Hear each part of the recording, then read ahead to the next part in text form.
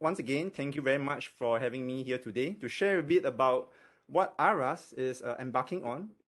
I think it's something that is relatively interesting, relatively new for us as well. And I would like to, be straightforward and direct here that today, as I'm speaking to people from Bybit, I know you guys definitely know more about blockchain than I do. So I will not go into the details and specification of what it means to enter it. I believe that you would know much more about it. But where I'm coming from here, it's really our own experience, our own struggles about how we decide to embark on this journey and why do we do so. All right, so with that, let me begin. So yeah, so this is for real. We had a couple of media articles about our involvement in NFT in the upcoming International Women's Day. So we have Mothership, we have Bread News to actually pick up our story, and they decided to publish it. In fact, what we have done has created and generated some excitement among the industry that we are in, because this is something relatively new, especially when it comes to this area and this aspect of the work. And so I'm going to share with you more a little bit about our own journey here in a moment. So once again, I'm from Academy of Relationship and Sex, which stands for ARAS in short form. And the whole intention here is really to allow our clients to have their pleasure reimagined. So when it comes to pleasure reimagined, there are many forms and our own definition of pleasure when it comes to that. So there's no one size fits all when it comes to pleasure. So our intention here is really to allow our clients to understand what their pleasure is to them as a couple, as an individual, and so that they can own their own true pleasure. So with that, right, we have launched our NFT, but what has it got to do with it? So what has it got to do with it? So just to take a step back into why are we doing this first? So how are we going to allow pleasure to be reimagined? So as we were speaking about this, we were thinking about how can we forge deeper connection, meaningful connection that strengthens individual relationships as well as our own expression of sexual identity. I think this is really important when it comes to why we are doing this on the blockchain, because what we're going to do in the blockchain has to carry this essence of our work itself, and it's not really just about selling something that is a collectibles. Okay. So a quick intro about our organization. So Dr. Angela on the left is the main founder of ARAS. Me, I'm involved in the technology and marketing side of things, and I have Hong Ling below, who is involved in the partnership of it. So three of us are currently spearheading this company, as well as a bunch of team that we have. So when we talk about blockchain and talk about ARAS, the question that we ask ourselves here really is, how would love, intimacy, and pleasure look like on the blockchain? I think that was something that we spent some time to think about it, to imagine, to visualize, and to envision a future of how this will take place in the blockchain. Why we are doing this is because we have the belief that the blockchain is definitely the future. Decentralization is something that we see that will happen and grow along the years, in the coming years especially. And we all know that NFT is a hot trend right now. So these are the kind of questions that we ask ourselves, how we look like in the blockchain for our organization. And also, when we speak about the things that we do, when we speak about love, intimacy, and pleasure, there are a couple of things that comes to our mind, right? The first thing on the left, it can be in the form of consultation, coaching with a coach, with a therapist. The other thing that comes to our mind is also like dating apps when it comes to love, intimacy, and pleasure. Or perhaps it's about medication. So these are some of the traditional things, right? Medication for sexual enhancement. So we have the medication side of things as well. We also have the gadgets and the product side of things. So these are some of the sex toys that people use to enhance their intimacy and their pleasure. Another way that people express love, intimacy, and pleasure is also through art form. So traditionally, these are how love, intimacy, and pleasure are being expressed, are being consumed. So we ask ourselves, how we look like on the blockchain.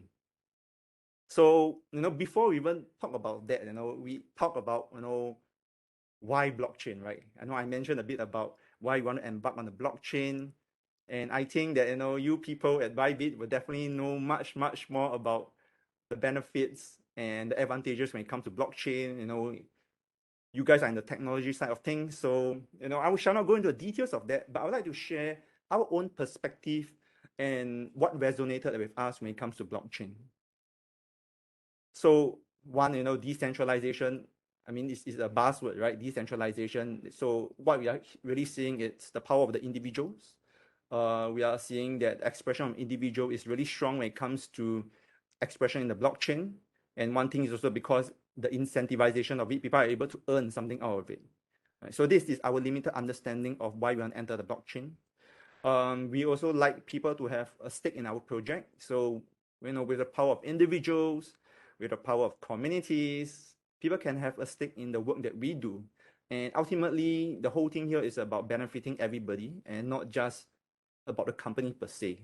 So, as our work evolve, as our work grow, we would like more people to be involved in this and be able to own and be part of this thing about love, intimacy, and pleasure.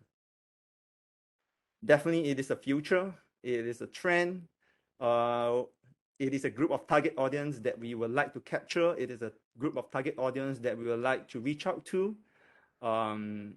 We feel that the younger generations will get more and more involved in this, be able to find expression of themselves in the blockchain, whether it's in the form of games, whether it is in the form of art, or perhaps even being involved in making decisions when it comes to decentralized autonomous organization, right? But most importantly here, for ARAS is because it allows for newer forms of expression. And I think this is particularly important for us because when we talk about sexual identity, when we talk about our own relationship with ourselves and how we express that, we are imagining how we are able to tap on the power of the blockchain for the individuals to further express that. I know we live in a world where, with different cultures, with different restrictions, which hinders and suppress part of our sexual identity, or identity in general as a person. So when it comes to blockchain, we are seeing that explosion of expression that people can have, whether it's in the form of NFT or Metaverse, right? So this is something that we are really excited about, and this is something, that prompted us to want to enter that. So I'm going to share more about some of our considerations, when it comes to blockchain. So, one thing here is the current profile of our clients are mostly couples in the late 20s to early 40s. Some of them are married, some of them are in a relationship. And most of them work, having a role as executive for the organization, whether it's in management or whether it's CEOs. So we have a spectrum of that. And most of them come to us with issues relating to lack of sexual intimacy. Or maybe is it the hurtful experiences that they have in a relationship, whether is it a betrayal, or sometimes they are really exploring about reconciliation or divorce or breakup, whatever it is. So these are some of the profile of clients that we currently have. And as we talk about the blockchain, and as we talk about the younger generation, we are really looking at the Gen Zs, the Gen Zs, the teens, the early 20s, students, young adults. And what we're trying to do here is really to explore the idea of love, pleasure, and intimacy. We want to create awareness early. And we want to break myths around love and relationship and intimacy before their framework settles. What is interesting is that we realize that, for people who are mature or in the adult phase of their life, they tend to have a certain framework around their relationship. So, it's very simple. I have my own framework around relationship. I believe that each of you here, that are viewing this session today, have your own framework around relationship. So, with that, we are trying to reach out to the younger generation because we would like to create awareness before their relationships are formed. So an interesting question, that I would like to ask is, when it comes to relationship, what does having a relationship means to you? Can I invite anyone here or people who are viewing this session today to type it in, relationship is what, could you just let me know? I'll be curious to understand, your relationship framework and how you view relationship, because that will set the context for us of why we're trying to enter and reach out to the younger generations early when it comes to forming their relationship framework around love and intimacy. So anybody would like to share, like what love and relationship means to you? It can be a word, it can be a phrase, it can be something, in your own definition of what it means. So we're looking at some response, waiting for some response before I move on. So Inhan here say love blockchain make love permanent. In a way it is, right? Makes it permanent, makes it written into smart contract. Anybody here? Anybody here? What does relationship means to you? What does having a relationship means to you?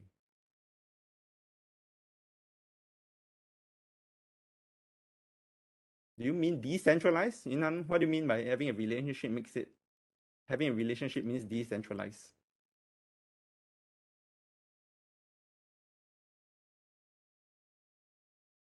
Anybody there? Sorry, I can use the tag. No worries. You can you feel free to unmute yourself and share. I think it feels like security. Okay, security. Okay. Heaven or hell from Pankaj. Yeah, so for some of us, like having a relationship means security to us, where we want our partner to provide that form of security for us to be in love with that person. And also when security does not exist in that relationship framework, intimacy is hard to come by, right? Because you always feel insecure in it. But I'm not saying that every one of us have the idea of security in a relationship. It's just that some of us, metal and having place more importance in security. Heaven or hell from Panjak. So in his own definition, having a relationship means heaven or hell. In my interpretation, it could be up and down. I do not know, what he fully means here. So how we view relationship is very unique for all of us here. For myself, a relationship has to be adventurous, right? Because I'm somebody who loves the outdoor. I love to do hiking and trekking, and so the element of my relationship in my own framework has to consist of the physical adventure part of it. So for mine, it is that. For Michelle, it's about sharing life experiences with one another. Definitely. So that is about understanding one another through the sharing of life experiences. And for Michelle's case, it might be important for her to have that in her relationship. So that is what I meant by breaking the memes around love and relationship early in the younger generation. So that's where we are coming from when we talk about why we want to enter the blockchain. Okay, so let's move on. Cool. And also with that, right, there are a couple of considerations that we have. One thing that we consider here is really about NFTs, right? And this is something that is trending. We also even talk about games. We talk about how would a gamified platform look like when it comes to love, relationship, and intimacy. Recently, blockchains related games have also seen its sharp increase in valuation in terms of its token price. But of course, everything drops now, right? Yeah, but at the point of time, when Facebook changed to Meta and bought over Sandbox, all the gaming company price increased by a lot. So it's trending when people comes to play to earn. But this might be something that's a bit far, kind of a future for us, not really in the near future, but somewhere a distant thing where we try to imagine how it look like in the form of game. Metaverse, definitely something that we are exploring.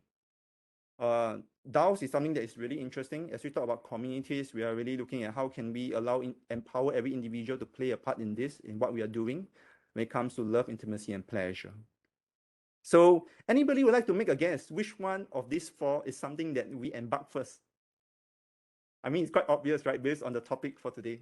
Anybody would like to just, unmute yourself or type in the chat, which one of these do you think we embark on first as an organization in the blockchain aspect?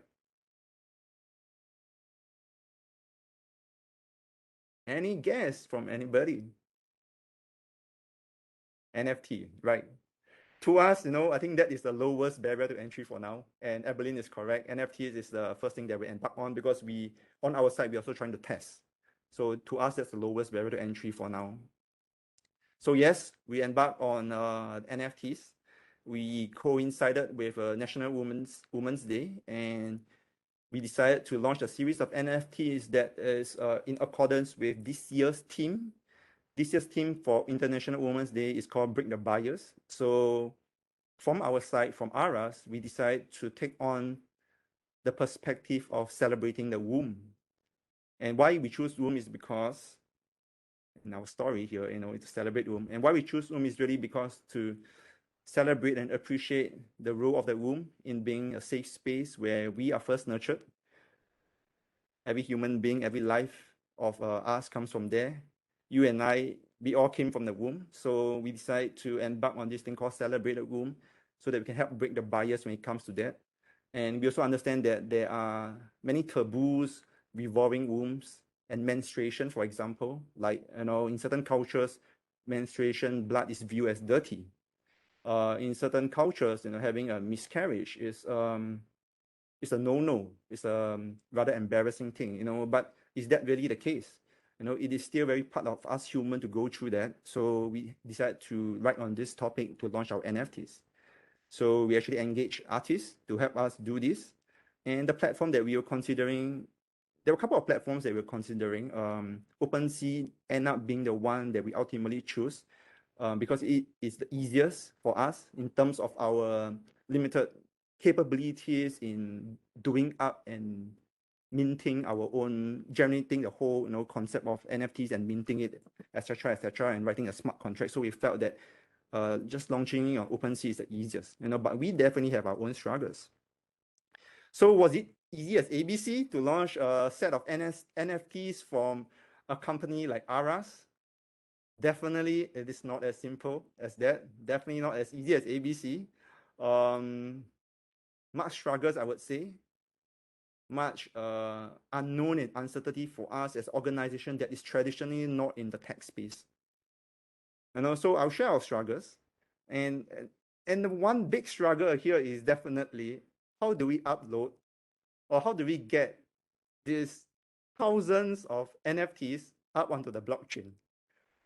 We have two sets of NFT. This is one set, and this particular set we have thousands, more than 1,000 of it. So we are thinking like, how do we get it out on OpenSea? Current method is manual. I mean, if you directly interact with OpenSea, it's a manual upload, and this is not something that we would want to do. I mean, it's a no-no for us, right? Uploading 1,000 over NFTs on OpenSea is going to take us a lot of time. So one of the struggle here is how do we even get this up onto the blockchain? And another struggle, that we have is which network to use. Oh, Jenny mentioned something. Okay, Jenny, I will send the deck to you at the end of this session. All right. Okay. Thanks for that request.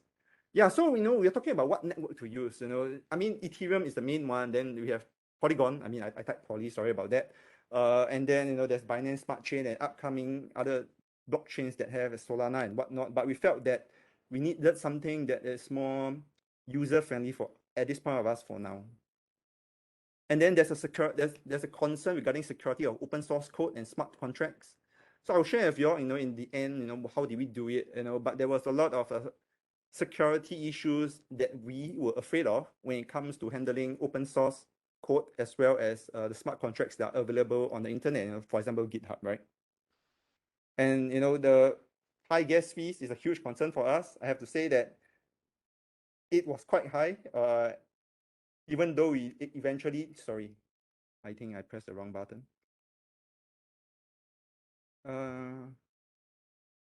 Yeah, so we're speaking about the high gas fee, and definitely the high gas fee is a concern for us.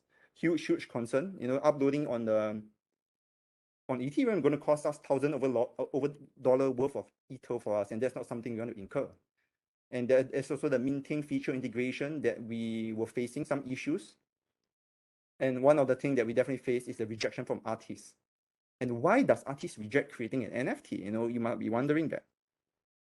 Some of this, their comment is, sorry, I can't do this. Why? Why can't artists create NFTs for us, when it comes to appreciating the womb for International Women's Day. This is what I'm going to share with you all in a bit. So what's our decision eventually? Our decision here is definitely to follow to follow something that's open source, where it's backed by a community. Plenty of resources online, YouTube especially. I rely a lot on help from online resources for us to put up our NFTs there in the first place. So because none of us there, we are blockchain developers and whatnot, so we had to rely on help that's widely available. A lot of support from Discord. I have to thank the community from Discord who guided me a lot in this. And the important thing that we are really looking at is not so steep learning curve for us. It has to be something that is lower barrier to entry for us when it comes to uploading all these codes. I mean, not codes, but uploading all these NFTs to the blockchain. So that was our consideration. Eventually, that helped us to shape our decision. So eventually, we managed to put all our NFTs onto the blockchain, and it's on OpenSea. And the whole idea here is to celebrate womb and to appreciate womb. And the two set of NFTs that we have here, one is the Flora Matrix that has more than 1,000 NFTs that we eventually upload through open source code from GitHub that went through, I think, Pinata. And then eventually we minted it ourselves into our wallet. And then through our wallet, it get shown on OpenSea when we link them up. And why we have to mint it ourselves is because at that point of time, we were facing some difficulty in terms of integrating the minting feature to our website. So with that, we decided that let's mint it ourselves first, and then just connect it to OpenSea and let OpenSea show the NFTs that we have. So we spent some money to mint our own NFT, so that had some cost incurred as well. The second one is the Womb of Life NFT. So this NFT is a rather unique NFT that only has 11 unique pieces that the artist hand-drawn manually. So for this, we uploaded them ourselves manually to OpenSea. So this was quite simple, right? Because it's just 11 NFTs. So these are two NFTs that we have in conjunction with International Women's Day. So I think this is really nice. These two are really nice and had a lot of meaning and story as we're doing this. So we really enjoyed the process. So what's next, right? What's after this? So the outcome that we have is really generated quite a bit of excitement within the sexual wellness community. People were approaching us, especially in the inner circle of the sexual wellness community. We caught the attention of various artists and media who were interested about what we do and why do we want to do this, and why do we want to tap onto the blockchain, which I shared earlier on. And moving forward, what's next for us as an organization is that we like to focus on building. Oh, it says that I have a microphone and audio test. Can I just check again? Can everybody hear me? I just don't want to lose off your halfway through that. Okay, yes, can hear. Okay, great. Yeah, so moving forward, we really like to build a community in the blockchain aspect. So it could be in Discord, definitely is something that comes to our mind. Working with individual creative people, definitely is something that comes to our mind as well. Yep, working with artists and community people. And I think last but not least is we would like more individuals to have a stake and play a part in the work that we do.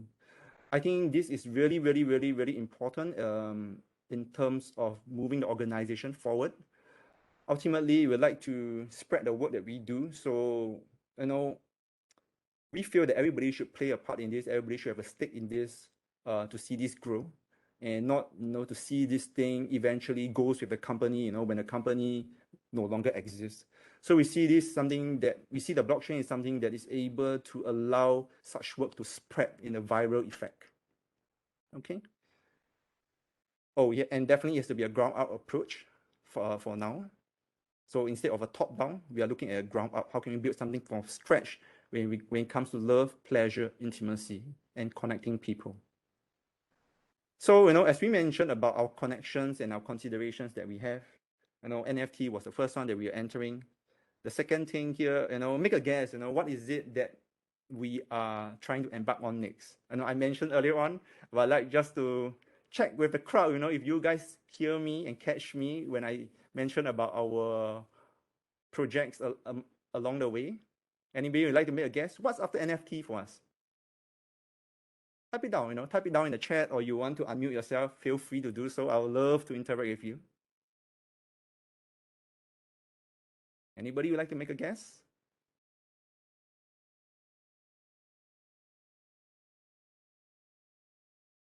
I will not move until somebody comments something. Gamify? E.T. mentioned gamify, Jenny mentioned game. Okay. Game definitely is something that we have the intention to embark on, but not so soon. I think the next thing for us is really on the Metaverse side. How can we have an expression of the work we do in the Metaverse, which I'm going to share in a moment. So yeah, Metaverse is the next thing for us. Yeah, so intimacy, pleasure, and Metaverse, that's something we are exploring. And, before we even talk about Metaverse, we have to understand about, what my organization is doing and why we want Metaverse and whether Metaverse is a good fit or not. So our company currently involved in intimacy coaching, pleasure masterclass, corporate workshops, as well as the product called the Intimacy Kit. So when we talk about Metaverse, the thing that we are talking about is not something like this. I mean, this can be the near future. And when we talk about Metaverse, right, this is something that most of the people that we spoke to, that's how they envision it. Having a VR goggle and interacting in a VR environment. That is definitely not our consideration for now. We feel that these have some learning curves, these have some barriers to entry, which are still a bit high for people to embark on this. So the question that we ask ourselves is, how can we keep it simple, accessible, and yet effective when it comes to taking what we do into the metaverse? So this is the questions or the statements that is driving us. It's something like the Matrix, right? It could be. That's something we are thinking as well, but it has to be effective and accessible. And it should be very simple as well. Simple not in terms of everybody can enter, but the complexity should not be that hard for new entrants like us. So we are looking at a kind of environment. And so with that, we are looking at how will a metaverse be an extension of what we are doing. So when it comes to the metaverse, as in our research, we actually had some considerations. And one of the things is that can it provide anonymous consultations? We spoke about intimacy coaching. So when it comes to the metaverse, can people in the metaverse have private consultation with us, with the issues that they have when it comes to love, intimacy, and pleasure? Can we have a 24/7 open clinic in the metaverse where it's manned by different people, or will it even be manned by a bot, right? So that is something that we are considering as well. Accessibility, is it easy for people to enter? Can they enter just through a browser, or they need to download a software for them to enter at the metaverse? So this is something that we are exploring as well. Can we organize workshops and classes in it? I know that there's a metaverse for workshops, and I understand that they have organized a certain concert in the metaverse, where there are singers and participants. So definitely it's possible, but when it comes to workshop and classes, how will it look like? Can it be designed to create awareness? Oh, you can't see my face. I'm sorry about that, but I can see my own face. Okay, I shall leave it like this for now. It's okay, right? If not, I'm going to spend some time, adjusting. Oh, okay. Yeah, so we are looking at how to create awareness in the metaverse. We are looking at can we display our products? And most importantly, one of the pain point here is the metaverse guideline. If you guys are aware, recently there's an article or there's a news reported that there are some sexual harassment in the metaverse. I'm not sure whether is it Sandbox or some other metaverse, but yes, there was some harassment. So when it comes to harassment, there are guidelines. So for example, in Sandbox, there has this thing that which the guideline for NSFW, not safe for work content. So we cannot have contents that might have a sexual inclination or like, things like pornography here that, Sandbox mentioned. We are not into pornography, but, there's a blur line between what we are doing and how people relate to that. So when it comes to Metaverse guideline, we are also particularly concerned with that because if we cross their line, we are out of it. So how can we express the thing we want to do, yet stay within the guideline that it's not too restrictive, yet allow room for us to express our thing? So this is something of our consideration as well. And as we are speaking about this at this point of time, one of my team members is exploring the metaverse called Crypto Voxel. So we are trying to see what can be done there. This is a bare space that is Crypto Voxels. He's testing out the features down there. So this is the progress that we have at this point of time. Yeah, so we are in the testing and building phase for now. That's part 2 of the project, right? The part 1 is the NFT and community. So we are moving on both tracks. VR chat and call it a day, fam. maybe. So yeah, I mean that's something we can explore. Thank you very much, Eric. Yeah, I need research on that. Yeah, so these are some of our considerations that we have for now, and these are NFT and metaverse is something that we're exploring. Definitely we need to speak to more people to understand, what are the pros and cons of each. And definitely, I don't think it's only limited to these 4. I believe there are much more about blockchain that we do not know, and therefore we need some time to really explore this whole field. So moving on, there's something I would like to demyth. Have you heard of this term called femtech? This is something I'd like to ask the audience here. Have you heard of this term called femtech? Anybody? Yes, no, yes, you have heard of it. No, you have not heard of it. Just to get a feel of, femtech or fintech? No, femtech. F-E-M-H-E, sorry, not tech, fem health. Yeah, fem health. Fem, F-E-M. Anybody heard of it? F-E-M-H-E-A-L. Got it, right? Yeah. So, when it comes to fem health, it's about product and services relating to the female, right? So, I will not go into details of, what it covers, but generally speaking, it's about that. So, traditionally, okay, I mean, so it's what is fan health about, right? So I already mentioned. So, these are some of the companies and organizations that are in the fem health scene. Not everybody, but some of it. So, for example, Cortex, is about it's related to the period of females. So they provide period care products, as we all know. Then there's also this company called the Period Co, which also focuses around period care for ladies and products around that. And we also have Ease. So Ease is about medication and health supplements for females. So there's a wide range of things that people are involved in when it comes to fem health, and these are some of it. And so the question that I'd like to ask everybody here is ARAS a fem health company?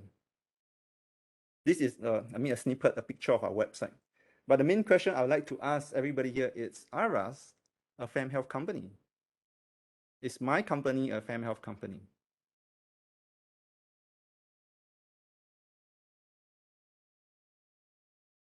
Yes or no? Yes, you think ARAS is a fem health company. No, you think ARAS is not a fem health company. Inhan say fem health is a subset. Yes, okay, absolutely right. Fem health is part of what we are doing because we actually serve both male and female. We serve relationships in general. So there's no specific around it has to be female only. So ARAS, it's part of ARAS, deals with fem health, but we are definitely much more than that. We are actually in the field of sexual wellness.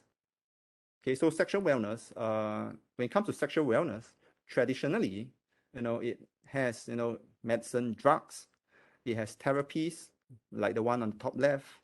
It has gadgets, bottom left, contents, image and videos. For example, here on the bottom right, by this organization called Oh My God Yes. This is something that is really interesting. It's a healthy content for everybody to want to learn more about pleasure when it comes to female. Then there's also apps like this, when it comes to sexual wellness app. And last but not least, cosmetic surgery in the sexual wellness industry is something that is upcoming as well. Yes, there are people who are looking for cosmetic surgeon to enhance the look of their womb, or not womb, I mean vulva. Or some of us, some males go for cosmetic surgery for their penis, for example. And all this has to do with how they view their own sexual wellness and their sexual well-being. And they feel, and some of them might feel that having a better appearance, for example, in a certain way, enhance the pleasure when it comes to that. Okay. So speaking about that, I would like to just talk a bit about Metaverse and what we do. And as you remember earlier on, I mentioned about the guidelines. And this is something that is in our consideration because of what we do. And I would like to share, because of the content that we have on our website, for example, when it comes on the right-hand side, what you see is a sexual wellness roadmap. On the left-hand side, what you see is a yes, no, maybe list. It's a list of all the sexual acts that you and your partner might be interested in, and then you both of you take time to fill it up so that you all can understand some of the sexual acts and sexual positions that each of you all might enjoy or not. So when it comes to this kind of content, we're also thinking, will it violate the guidelines in the metaverse? So that's something is of real high importance for us to consider, so that we don't violate any of it. And we also have the physical product called the intimacy kit. So how then could we merge this or bring this up onto the metaverse itself? So that's something that we are also exploring. Another thing that we are really exploring here is this thing called social media marketing. Not on the metaverse, but this is something that is pushing us to explore social media. Social media marketing is pushing us to explore the blockchain. As you can see here, these are all the ads that are rejected, from Facebook side, because from their point of view, they feel that we have violated some of the guidelines when it comes to ads. But I would like to say that we are really different, and our intention is not really to promote unhealthy sexual acts or content and whatnot. So we're coming really here from an educational angle, but Facebook apparently feels that this is something that violates their guidelines. So as you can see, we had to tweak a lot of our ads just to make sure our ads go through. And sometimes when you tweak the ads, some of the meaning might be gone. So then the awareness part is not being accurately put across. Yep. So this is something that's pushing us to explore other options. Definitely. We also face a huge range of issues right now in social media where people send us sleazy messages.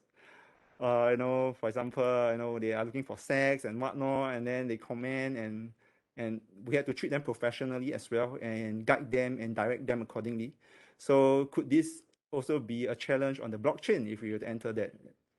Definitely, we expect a lot more such challenges on the blockchain because, restrictions are definitely much lower when it comes to the blockchain. Anybody can post whatever they want there until some guidelines are being formed. So these are some of the challenges that we face for now. Yeah, but definitely, social media marketing is something that's pushing us into the blockchain. Okay. So at the moment, let's talk about non-blockchain aspects. So at the moment, what we are doing and what we see is happening is that we are focusing on collaborations, projects, campaigns, social medias with other sexual wellness organizations.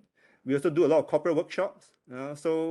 Corporates at this point of time are really looking for interesting workshops and topics for their colleagues, their staff, their members. And there's also a focus on wellness, especially sexual wellness. That is something that's exploring, and that's what we see is picking up in the industry as well. The third thing that we are trying to focus on is definitely also our intimacy coaching. So we actually noticed that the public are getting more receptive about that, and there's increased awareness. And also, there's inquiry about, issues relating to sexual intimacy, cheating, and whatnot, as I mentioned earlier on, that we feel that it's a rising trend for us. Okay, so we actually have compiled 5 tips for you based on all the interactions and consultations that we have worked with our clients so far. And these are some of the tips that we'd like to share with you. So the first tip here, okay, these are important tips for you guys. So you need to remember. So if you are here, please take note. 5 tips to improve your relationship with your partner if you have one. It can also be applied to yourself. Okay, the first, it's set aside time for intimacy with your partner. Really, really, really important. I know that all of us here are busy. So, but among and amidst all the busy schedule that you have, do set aside time. Just like how you set aside time for your work, you need to set aside time for intimacy with your partner. And set the time so that it's a common time. Okay, it's not something that you set aside already and then your partner didn't set. Okay, so you have to set a common time for that. Number 2, it's never discuss bedroom issues in the bedroom. I mean, if bedroom is a space for you to have moments of intimacy, then you don't really want to discuss bedroom issues in the bedroom. What you can do is discuss issues about that in a neutral setting. So it can be in a living room, it can be even in a quiet space outside, and then not bring that into the bedroom, because you don't want to bring the not so good and good thing, into the same space, because it will affect your experience in the bedroom. Okay. We all have our own language of intimacy. So number 3 is really identify what's yours and what your partner is. Create a language that both of y'all know. So I think that is really fun. I think that would be really essential to have a language that both of y'all can understand each other when it comes to love and intimacy. The 4th thing here is intimacy is not equal to sex. Yes, intimacy leads to sex, but intimacy doesn't equate to sex. Okay, you can have intimate moments without having sex. So that's something for us and for you to take away as well. You can have pleasure without having sex. So that's something interesting as well. Pleasure and sex, we tend to, bring them together in a very loose way, but pleasure does not equate sex. So you can have pleasure without sex as well. And the 5th thing here is really to communicate. I can't stress this. It's really, really important here. Okay. So with that, I think, I'm going to wrap up the slides. And the last thing I'm going to share here is, yes, the femtexing is growing. Looking at this chart here in 2027, according to the market survey, global survey done by Global Market Insights, it's going to rise from $22 billion in 2020 to 65 billion in 2027. So yes, we are riding on this. We definitely see the growth, and we see blockchains as something that will help us to accelerate our growth as well as an organization. Okay, so with that, that is my slide. I hope that I did not overload you with too much information.